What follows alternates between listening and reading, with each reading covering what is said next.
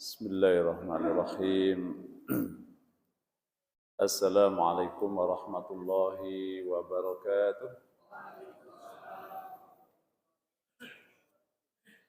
Alhamdulillah binikmatihi tatimmus shalihat wa bifadlihi tatanassalul khairat wal barakat wa bitaufiqi tatahaqqaqul maqasid wal ghayat. Allahumma salli wa sallim wa barik ala habibina wa rasulina sayyidina Muhammadin wa ala alihi wa ashabi ajma'in, amma ba'd. Kita awali dengan doa menuntut ilmu. Ikuti kami. Bismillahirrahmanirrahim. Rabbi zidni ilman, Allahumma anfa'ni bima 'allamtani wa 'allimni ma yanfa'uni warzuqni ilman yanfa'uni. Amin. Alhamdulillah. Sampai mana Pak kajiannya? Halaman berapa tuh yang ada tandanya? Ya. Enggak ada tandanya. 34. Ya. Islam Malik 34. Al-Islam Maliki Habasyah. Itu 34 apa 24? Ya. Ya, baik. Ya. Islam, masuk Islamnya Raja Habasyah. Ini dari sisi apa? Dari sisi judul saja sudah menggambarkan bahwa memang misi Nabi itu lintas suku, lintas negara. Sehingga tema ini menggambarkan Raja Habasyah, sekarang Ethiopia ya, Ethiopia masuk Islam.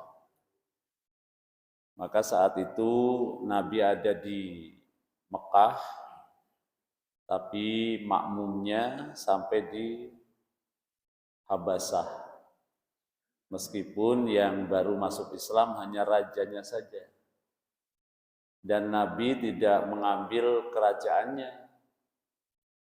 Artinya beliau sebagai Nabi, kemudian makmumnya Raja Habasyah yang setelah menjadi Muslim tetap ada ditinggal di Ethiopia.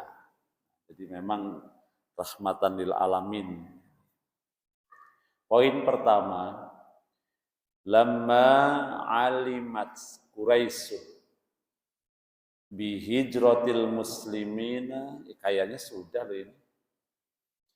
Tatkala orang-orang Quraisy mengetahui hijrahnya orang-orang Islam, sahabat Nabi, ini peristiwa setelah Nabi dikepung, diembargo, diboikot, maka Nabi memerintahkan agar sahabatnya hijrah ke Habasyah.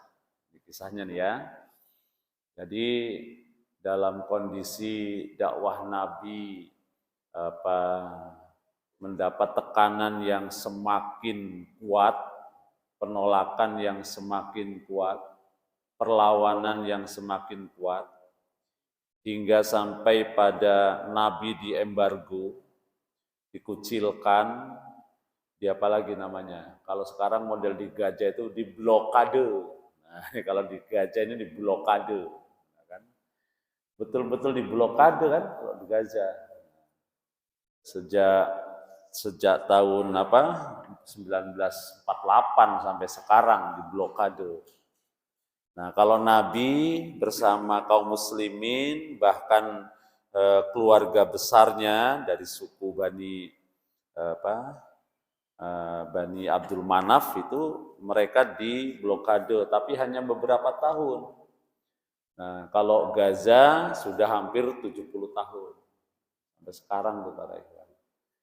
Jadi ini ada pengetahuan tambahan bagi kita, bukan hanya perlawanan yang mereka karena dizolimi, sejatinya mereka telah mengalami blokade 70-an tahun. Masya Allah. Ya, kita lanjut. Nah, maka ketika Nabi ditimpa embargo oleh kaumnya, kemudian Nabi memerintahkan para sahabat untuk hijrah supaya tidak menderita seperti Rasul dan keluarganya. Maka diperintahkanlah sahabat-sahabat Nabi untuk hijrah ke Habasah. Gitu ya. Maka tatkala mengetahui orang-orang Quraisy bihijratil muslimin, hijrahnya, pindahnya orang-orang Islam ilal Habasati ke Ethiopia, arsalu, orang Quraisy mengutus rojulaini, 2 orang laki-laki. Itu ada footnote-nya di sana. Siapa itu? Amr bin As, Imarah bin Walid. Nah, ini Amr bin As sebelum masuk Islam. Nanti kalau setelah masuk Islam, Amr bin As ini nanti menjadi tokoh penting di masa Utsman bin Affan ketika menaklukkan Mesir dan daerah Afrika Utara.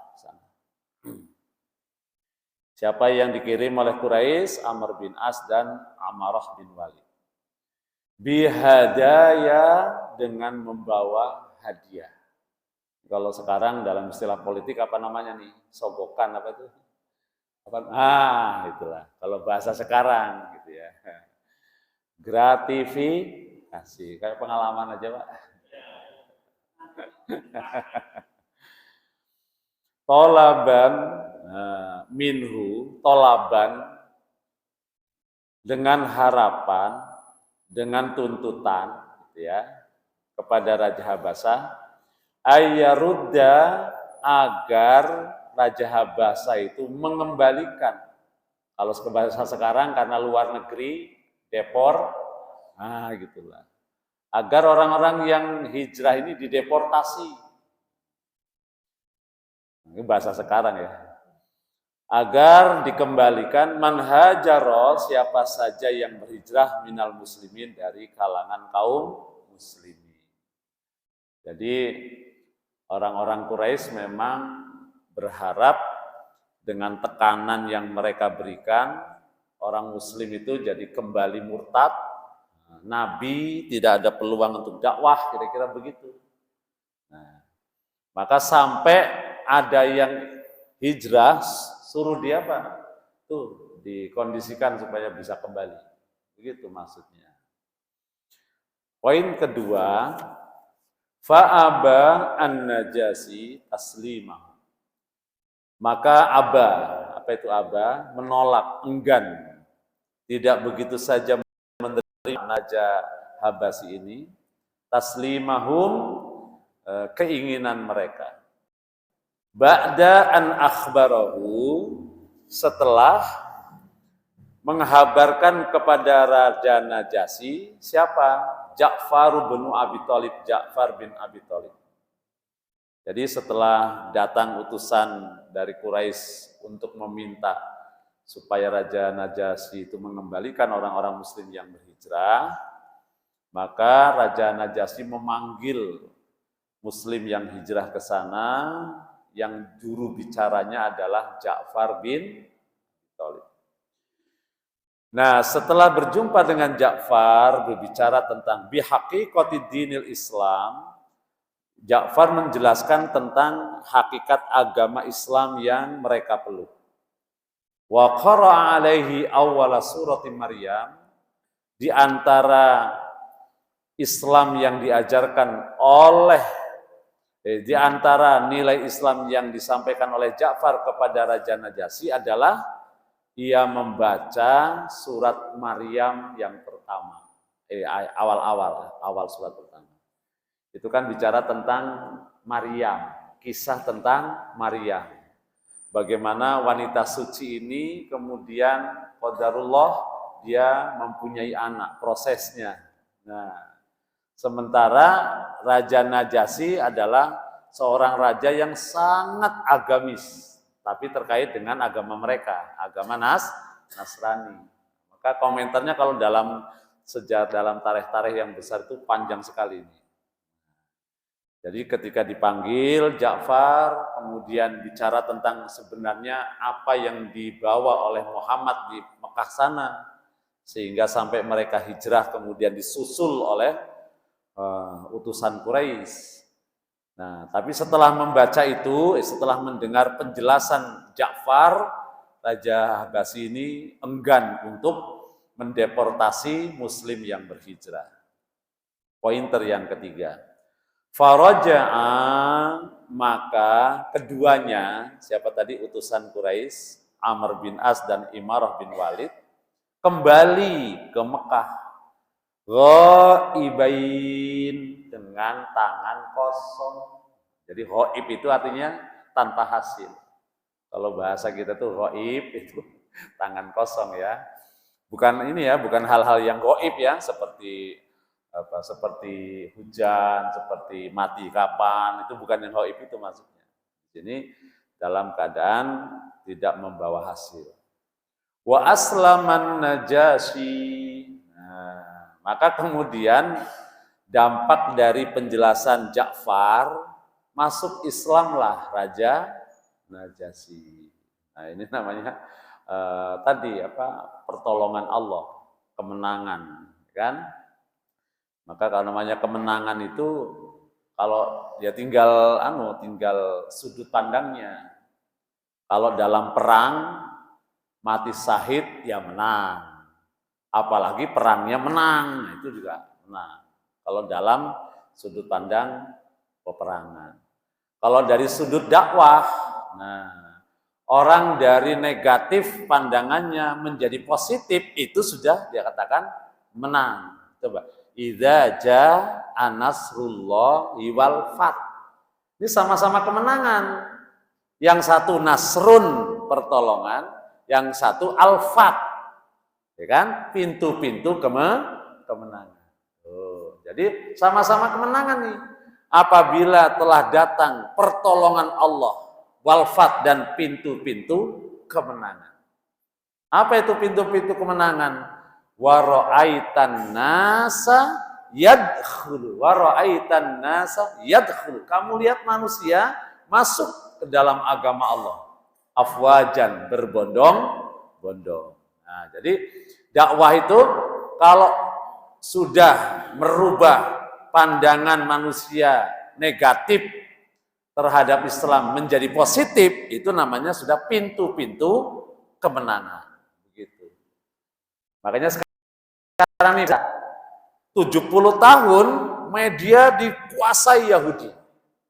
Sehingga pun yang dilakukan oleh Zionis Israel selalu didukung oleh bangsa negara-negara, utamanya Eropa.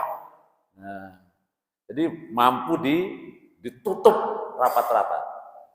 Tapi serangan sekarang nih, ternyata medsos itu nggak bisa ditutup-tutupi.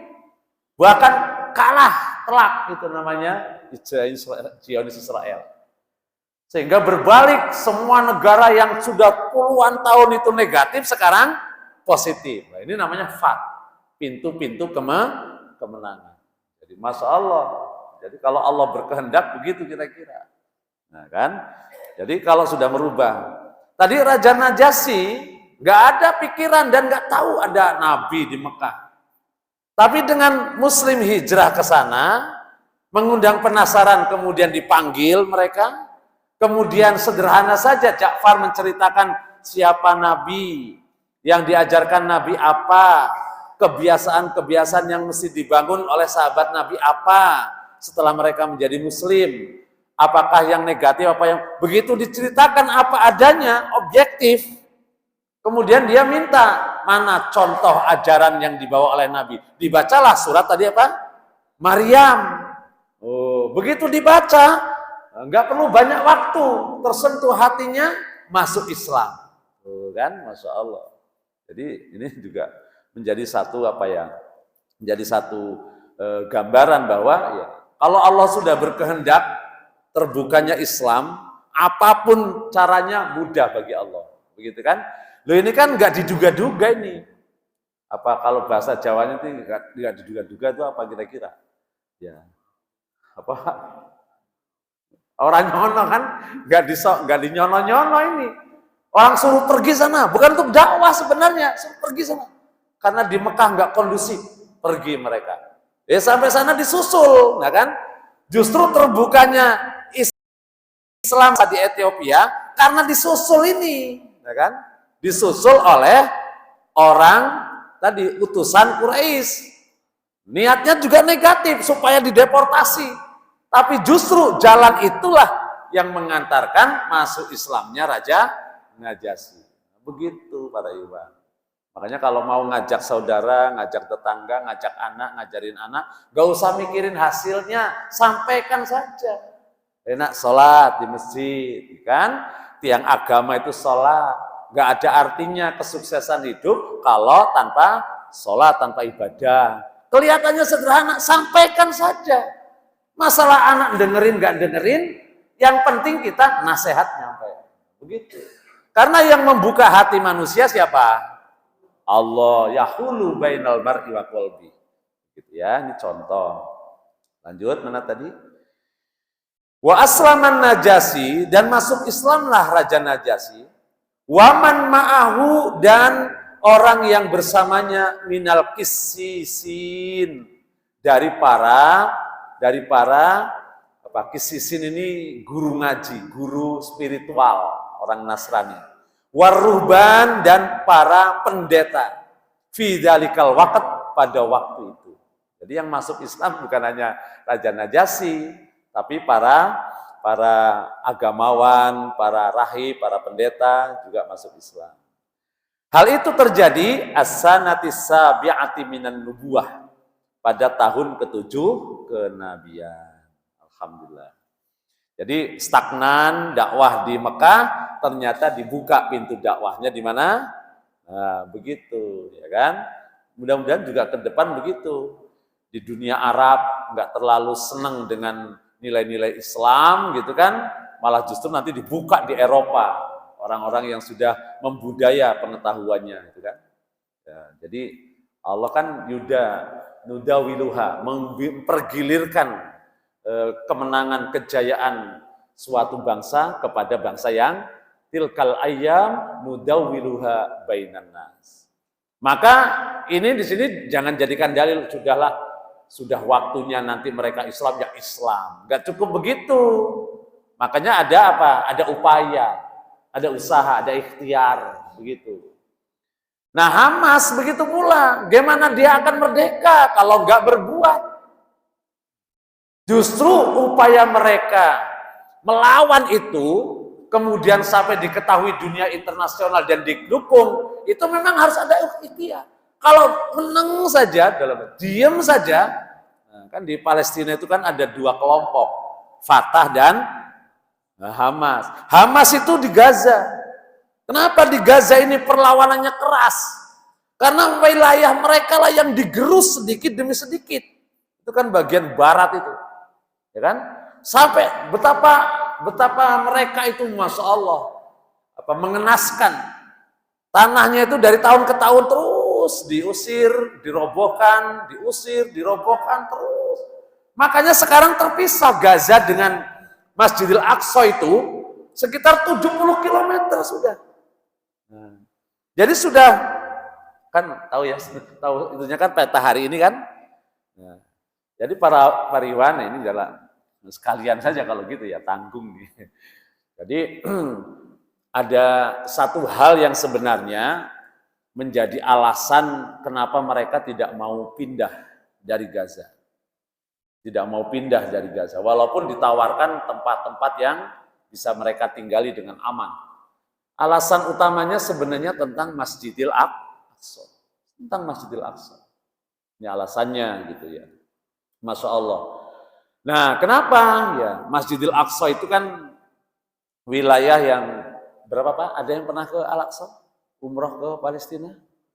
Ada? Belum ada? Oh, berarti termasuk saya juga belum ya. Cuman dulu saya pernah belajar di Muassasah Yaman 3 bulan terkait dengan masalah Masjidil Aqsa. Jadi Masjidil Aqsa itu sebenarnya adalah batas tanah yang pada waktu Nabi Adam kesalah Nabi Adam di Mekah itu menetapkan tanah haram, kemudian Masjidil Haram. 40 tahun berikutnya Nabi Adam alaihissalam ke Palestina. Kemudian membangun Masjidil Aqsa. Tapi bangunnya jangan bayangin kayak bangun begini ya. Baru di garis batasnya, temboknya. Nah, makanya 40 tahun dalam hadis sahih riwayat Imam Muslim, setelah batas Masjidil Haram itu ditetapkan, dibuat pondasinya, Nabi Adam kemudian ke Palestina menggaris tentang Masjidil Aqsa. Nah, Masjidil Aqsa ini luasnya itu 14,4 hektar. Jadi luasnya itu 14,4 hektar. Nah, Masjidil Aqsa ini berada di Yerusalem. Yerusalem itu tanah suci. Tanah suci di Yerusalem kadang-kadang disebut Al-Quds. Kadang-kadang disebut Al-Quds Al-Muqaddasah. Kalau Israel menyebutnya Yerusalem. Ini namanya tanah suci. Luasnya itu kurang lebih 80 hektar. Nah, inilah yang sudah diklaim oleh Israel sebagai ibu kota negaranya. Di tengah lingkungan 80 hektar inilah terdapat tadi Masjidil Aqsa yang luasnya berapa? Nah, 14,4 hektar. Nah, 14,4 hektar inilah para ikhwan yang kemarin memicu terjadinya perlawanan orang-orang Gaza. Kenapa? Karena sedang dibuat proposal yang diajukan oleh Zionis untuk PBB yang tanda tangani mereka sepihak, bahwa Masjidil Aqsa ini akan dibagi menjadi 2. 70% untuk Israel, 30% untuk kaum muslimin. Ini latar belakang kemarin itu penyerangan itu. Jadi sudah bermacam cara mereka menghalangi. Pertama, melarang, membatasi yang boleh sholat orang yang umur 50 tahun ke atas. Lama-lama 60 tahun ke atas. Lama-lama tadi dibatasi walaupun 60 yang kira-kira aktivis dikurangi. Nah, sampai kemarin sebelum 7 Oktober itu sedang diajukan rancangan pembagian Masjidil Aqsa. Berapa tadi luasnya? 14,4 hektar. Nah, kalau sebenarnya 70% untuk mereka, berarti 10 hektar itu untuk Israel, kemudian 4 hektar untuk Muslim. Nah, ini Masjidil Aqsa. Ya siapa tahu nanti Pak Rewan jadi pengen, biasanya kalau sudah pengen itu sampai sana biasanya. Betul, umroh juga begitu. Kalau umroh baru pengen, tinggal lihat kadarnya. Kalau keinginan kadarnya itu sudah di atas 90%, biasanya Allah berikan jalan mudah. Tapi kalau hanya baru pengen sih, masih di bawah 50%, masih lama, kira-kira begitu. Apalagi nggak punya duit, gitu kan. Yang punya duit saja belum tentu bergerak. Nah, para ikhwan sekalian, di Masjidil Aqsa ini ada 5 masjid di dalam lingkungan Masjid Aqsa. Pertama, Masjid Qibli. Masjid Qibli inilah kiblat pertama umat Islam. Masjid Qibli ini kapasitasnya 5.500 orang. Masjid Qibli ini. Jadi ukurannya itu kalau kita belajar itu 88 kali 55 meter. Ya, jadi panjangnya 88 meter, lebarnya 55. Ini namanya Masjid Qibli. Nah, di bawah Masjid Qibli ada Masjid Qadim namanya. Ini lantai bawah. Dia tembus dari pintu sebelah utara sampai dengan pintu sebelah selatan. Jadi Masjid Qibli ini, Masjidil Aqsa ini, kalau sekarang menghadap sholatnya itu menghadap ke selatan. Kalau dari sana nih, kalau kita kan dari sini ke barat, walaupun karena Ka'bahnya di arah barat gitu ya. Tapi kalau di Masjidil Aqsa, kiblatnya itu menghadap ke selatan. Nah, yang sekarang digali terowongannya bagian barat di sini nih. Nah, kenapa? Nah, disinilah yang dikuasai Yahudi, sementara Zionis ujung sana tuh, selatan, barat, timur, tenggara, selatan, terus barat daya. Barat apa namanya? Ya, nah di sebelah. Nah, Gaza itu sebelah barat daya sana. Ini sudah apa? Sudah 70 kilo jauhnya terputus dengan wilayah yang dikuasai oleh Zionis. Nah, sebelah barat inilah yang digali, lubangnya sudah sejak tahun 2015. Digali untuk mencari kuil Sulaiman. Ini di sebelah barat sini. Nah, ini di sini Masjid Qibli. Di bawah Masjid Qibli itu ada tadi apa? Masjid Qadim. Itu kapasitasnya jadi semacam lorong, tapi 2 lorong yang luasnya segini lah kalau ukurannya. Jadi panjang. Dan itu muatnya sampai 3.000 jamaah. Kemudian nanti di sebelah timur tenggara. Nah, di sebelah tenggara ada Masjid Nihrawan namanya. Itu kapasitasnya juga melebihi 4.000 orang. Jadi namanya wilayah, semuanya ini Masjidil Aqsa, semuanya ini.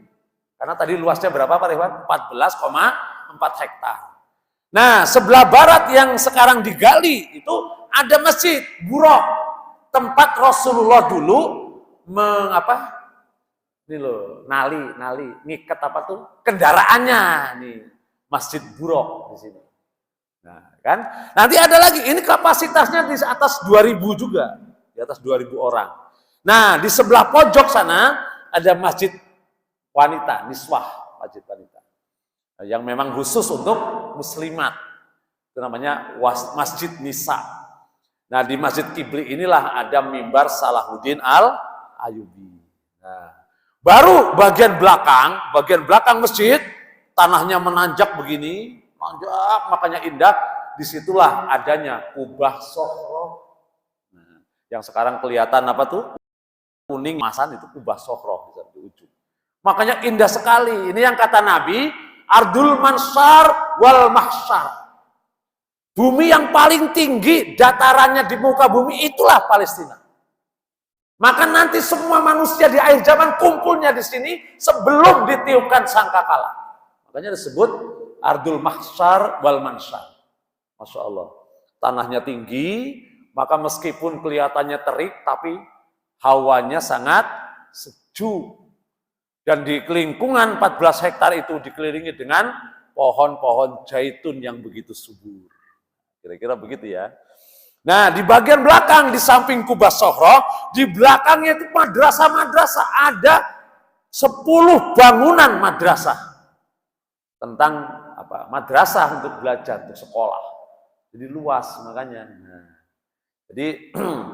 jadi jangan bayangkan bahwa Masjidil Aqsa ya satu masjid kayak Istiqlal, nggak begitu, ya kan? Jadi lingkungan dengan luas tadi yang sudah digaris jelas itu kan, itulah Masjidil Aqsa yang di dalamnya ada 5 masjid, kemudian ada madrasah-madrasah, kemudian ada bangunan-bangunan yang lain. Baru sisanya adalah kebun. Yang kebun itu pun masuk masjid. Jadi kalau kita sholat di bawah pohon zaitun jadi Masjidil Aqsa. Gitu. Nah, makanya kalau kita lihat gambar orang dilarang masuk ke masjid, sholatnya di mana? Di halaman. Nah, 14 hektar ini ada di wilayah Al-Quds atau Yerusalem, tanah suci. Itu ya. Nah, ini yang sebenarnya lagi konflik di situ. Ini perlu kita pahami. Nah, sejarahnya memang ya panjang gitu kan. Sejarahnya kan panjang. Masjidil Aqsa ini. Jadi setelah Nabi Adam memberikan batas-batasnya masjid, kemudian datanglah Nabi Ibrahim dari Babilonia, Irak. Yang ke sana datang dengan Nabi Lut, kemudian apa? Membuat pinggir dinding, pinggir pembatas ini bangunannya lebih tinggi. Nah, itu Nabi Ibrahim alaihissalam. Kemudian baru mulai dibangun Masjidil Aqsa itu oleh siapa? Oleh Nabi Dawud. Nah, Nabi Daud kemudian belum selesai, disempurnakan oleh Nabi Sulaiman alaihissalam. Nah, bangunan masjid yang disempurnakan oleh Nabi Sulaiman inilah yang dinamai dengan Kuil Sulaiman. Satu ya, Kuil Sulaiman satu namanya. Nah, kemudian setelah itu berjalan waktu, masjid ini kemudian dikuasai oleh Raja Nebukadnezar. Dihancurkan itu Masjidil Aqsa. Nah, kan dihancurkan. Jadi sudah enggak lagi ada. Datanglah kemudian Nabi Uzair. Nah, Nabi Uzair ini nabi yang diangkat sebagai Tuhan oleh orang Yahudi. Wa qalatil yahudu Uzairun ibnullah wa qalatin nasara al-masih ibnullah. Ini kan berkata orang Yahudi, Uzair itu anak Allah. Berkata orang Nasrani, Isa bin Maryam adalah anak Allah. Nah, Uzair ini nabi yang kemudian membangun kembali Masjidil Aqsa setelah dihancurkan oleh Raja Nebukadnezar tadi. Setelah jadi megah masjid itu, disebutlah Kuil Sulaiman II. Begitu ya. Ini kalau sejarah panjangnya begitu ya. Subhanallah. Kemudian setelah berjalan waktu, masjid ini dikuasai oleh Raja Titus dari Roma. Dihancurkan lagi ini masjid. Dibangunlah di sana gereja, sinagog dan seterusnya. Kan? Nah, sampai kemudian dikembalikan oleh siapa? Khalifah Umar bin Khattab.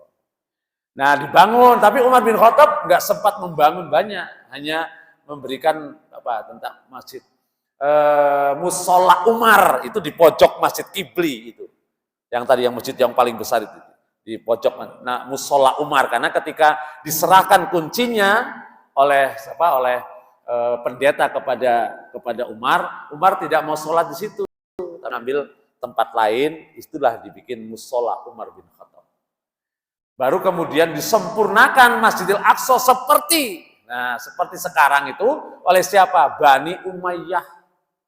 Nah, Bani Umayyah. Sehingga ketika Bani Umayyah, Bani Abbasiyah, Masjidil Aqsa aman di bawah kepemimpinan kaum muslimin. Hingga nanti datanglah siapa?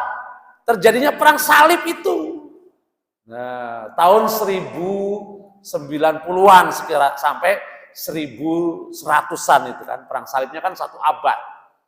Nah, ketika datang perang orang salib di sana, semua penghuni Masjidil Aqsa dan Yerusalem di bumi hanguskan. Bunuh semua di sana. Nah, begitu.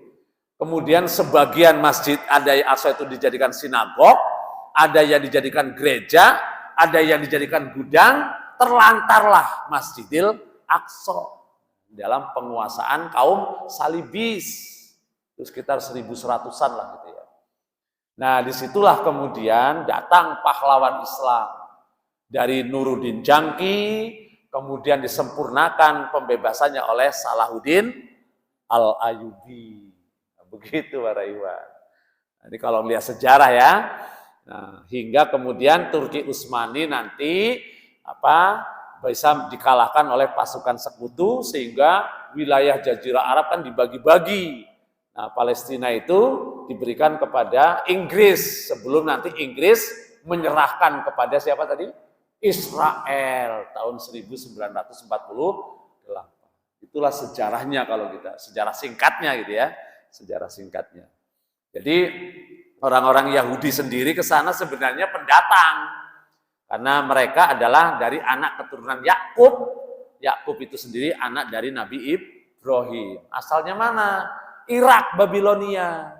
Mereka datang, ini Nabi Ibrahim, kemudian anak keturunannya tumbuh berkembang menjadi Bani Israel, yang kemudian menjadi budak bagi Fir'aun, diselamatkanlah oleh Nabi Musa, menyeberangi laut ke wilayah Palestina. Begitu sampai wilayah Palestina, ayo kita masuk ke tanah Quds, Yerusalem. Mereka menolak. Nah, kenapa menolak? Karena di Yerusalem itu sudah ada penduduk asli, orang Arab namanya. Nah, Disitulah yang kemudian mereka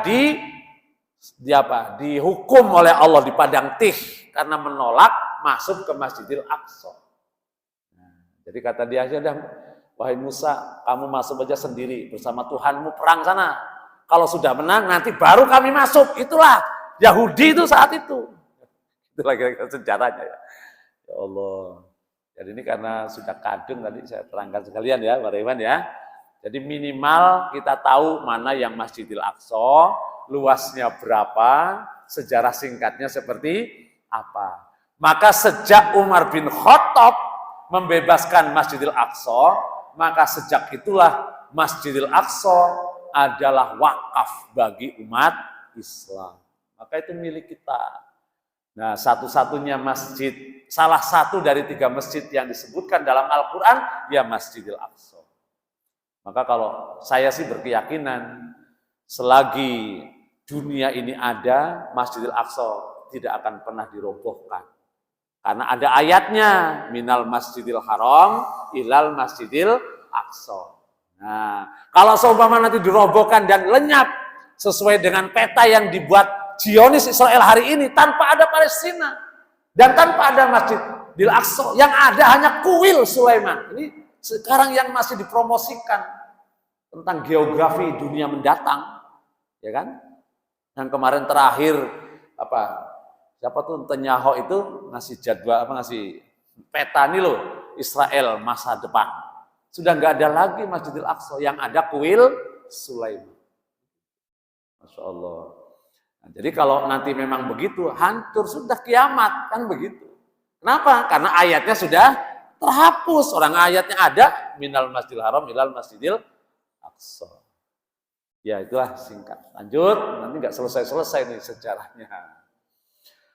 Fa'anjalallahu fi haqqihim. Maka Allah menurunkan firman-Nya, وَلَتَجِدَنَّ أَقْرَبَهُمْ مَوَدَّةً لِلَّذِينَ آمَنُوا الَّذِينَ قَالُوا إِنَّا نَصَارَى ذَلِكَ بِأَنَّ مِنْهُمْ قِسِّيسِينَ وَرُهْبَانًا وَأَنَّهُمْ لَا يَسْتَكْبِرُونَ.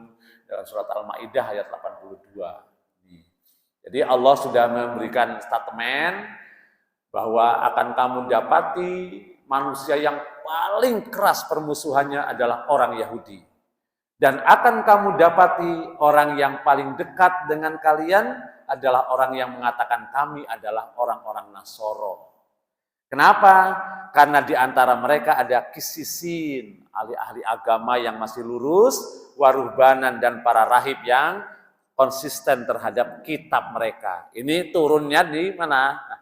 Ya kan? Ini menjelaskan ketika kondisi ahli kitab saat itu memungkinkan masih bisa menjadi muslim. Maka dalam Al-Quran itu ada panggilan ahli kitab, ada ya Bani Israel, ada Yahudi, ada Nasrani. Kalau sabutannya ya Bani Israel itu masih positif. Ya. Ketika ya ahlal kitab masih separuh negatif, separuh positif. Tapi kalau sudah Yahud, nah sebutannya Nasoro, nah itu sudah negatif. Walang tardo angkal Yahudu walan Nasor, udah negatif begitu. Tapi kalau ya Bani Israilat kuruni, nah masih positif. Ini di awal-awal Nabi Muhammad Sallallahu Alaihi Wasallam, begitu ya. Jadi kalau sudah kalimatnya waqalatil Yahudu uzair, nah udah negatif. Waqalatin Nasara masih nah itu negatif. Tapi ya kalau masih ya ahlal kitab, ya Bani Israil itu masih positif.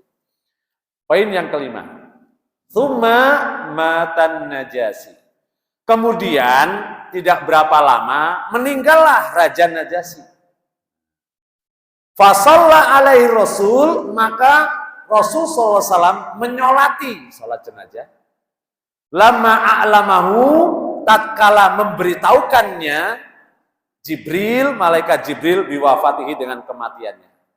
Jadi ketika Raja Najasyi meninggal, berita yang sampai kepada Nabi itu melalui malaikat Jibril. Dan Nabi pasti memahami di sana siapa yang nyolatin. Karena praduganya tidak ada yang nyolatin, maka Nabi sholat ghaib. Nah, gitulah kira-kira. Ya kan? Jadi hukumnya sholat ghaib itu sebenarnya ya tadi ketika diduga belum ada yang nyolatin, maka kita disunahkan untuk sholat ghaib. Seumpama di sana saudara kita sudah pasti ada yang nyolatin, gimana di sini? Berbeda pendapat para ulama, ada yang membolehkan, ada yang tidak. Tapi awal kejadian sholat ghaib itu dugaan Nabi Raja Najasyi meninggal ini diurus sesuai dengan agama mereka, nggak mungkin ada yang nyolatin. Maka Nabi mengumumkan kepada para sahabat untuk menyolat, namanya sholat jenazah, sholat ghaib terhadap Raja Najasyi. Wahada aslu sholatil janazati ala ghaib. Inilah asal muasal disunahkannya sholat jenazah karena secara ghaib, karena memang tempatnya berjauhan. Begitu ya. Sebenarnya hilang, tenggelam di laut. Nah, dugaannya siapa yang nyolatin? Nah, makanya sholat ghaib. Begitu. Tapi kita punya orang tua tinggalnya jauh di Malaysia. Tahu beritanya, di sini pengen sholat ghaib. Berbeda pendapat para ulama. Boleh disolati lagi dengan sebutan sholat ghaib, atau enggak disolat pun sudah cukup. Kalau diduga di sana sudah disolat. Wallahu a'lam bishawab. Ada yang mau tanya? Jam berapa Isya? Sudah masuk ya? Lewat? 7 lewat. Masih ada yang mau nambahkan boleh. Mau komentar boleh. Ya. Masjidil Aqsa. Ya kan? Ada yang nanya? Cukup? Jelas? Atau pala penasaran? Ya, baik para ikhwan. Nah, ini terkait dengan apa? Dengan sejarah kita sudah sampai pada masuk Islamnya Raja Najasyi yang diawali dengan hijrahnya sebagian muslimin menghindari kondisi yang tidak kondusif di kota Mekah karena perintah. Maka ini disebut dalam sejarah hijrah pertama umat Islam di zaman Nabi. Yaitu bukan hijrah ke Madinah, hijrahnya sebagian muslim ke negeri Habasah. Dan ini menjadi wasilah masuk Islamnya Raja Najasyi. Sekaligus menjadi bukti bahwa apa? Bahwa Islam itu tidak dibatasi dengan teritorial. Ya kan? Jadi yang direbut oleh Islam adalah hati. Siapapun yang menjadi muslim dimanapun berada bersaudara. Nah ya silakan Pak Agus, jangan banyak-banyak.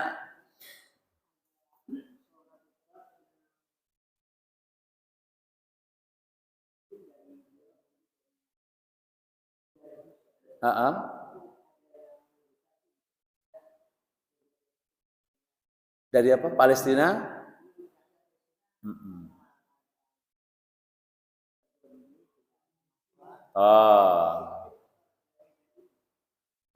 Terinspirasi dengan ini.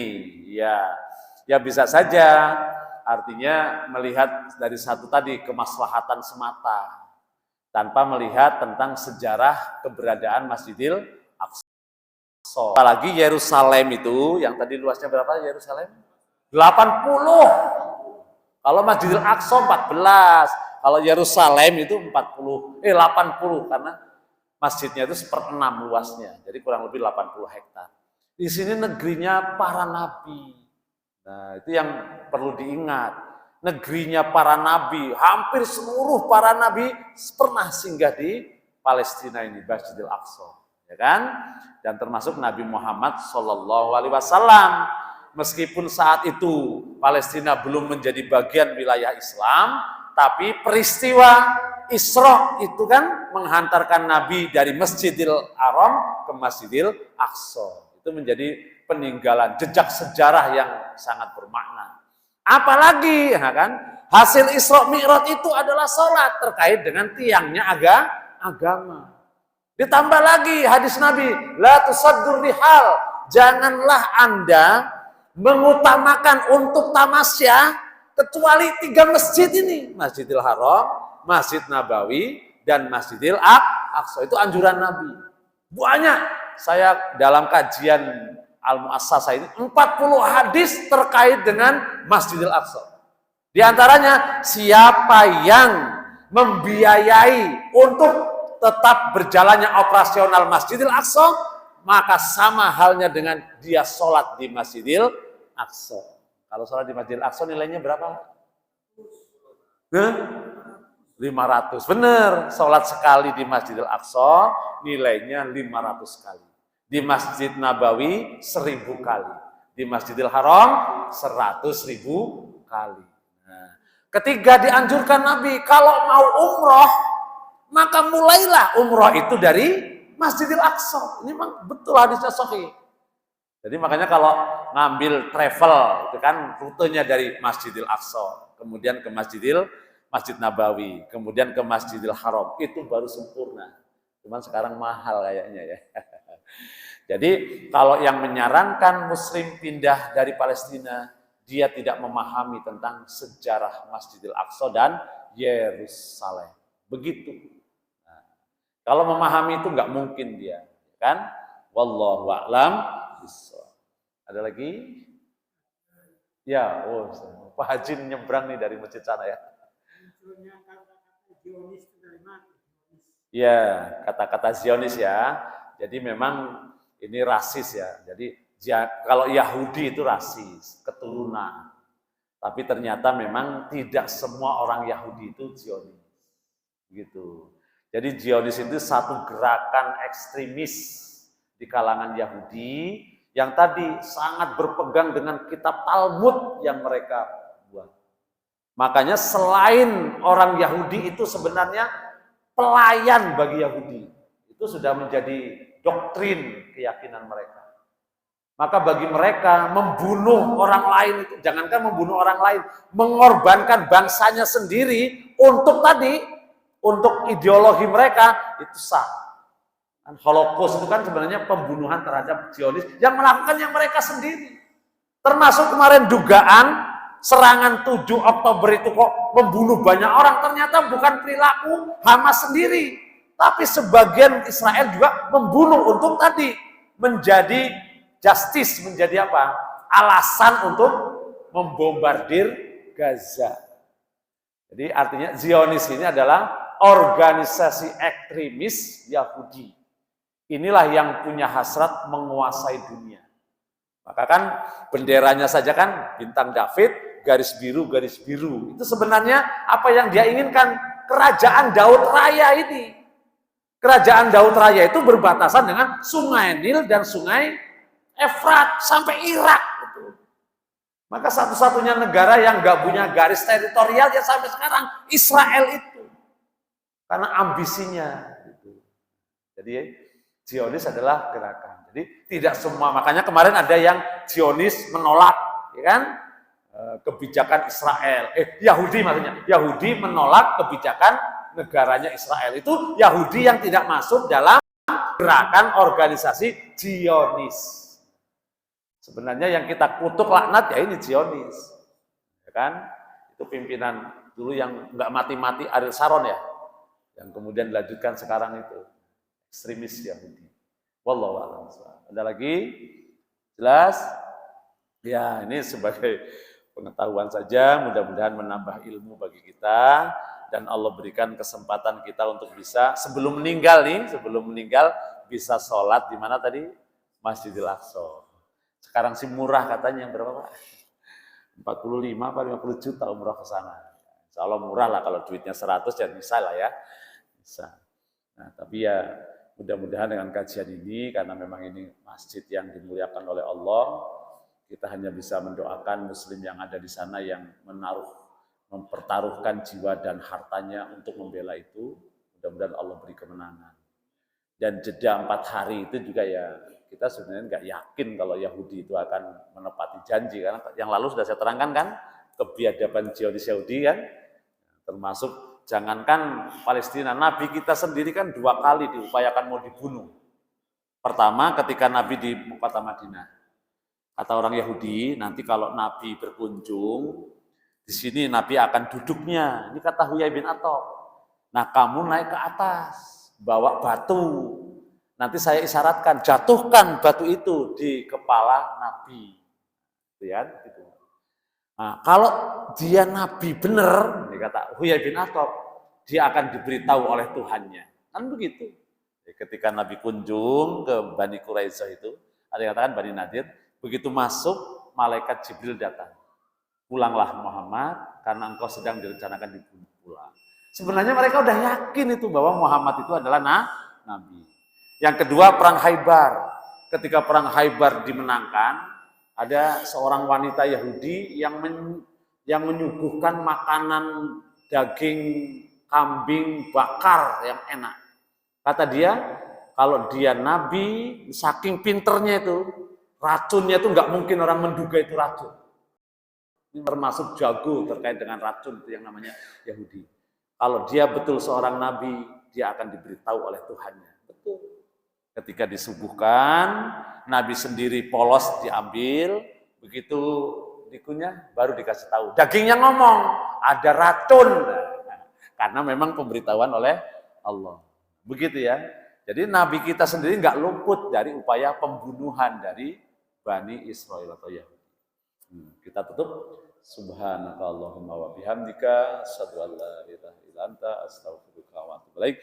Assalamualaikum warahmatullahi wabarakatuh.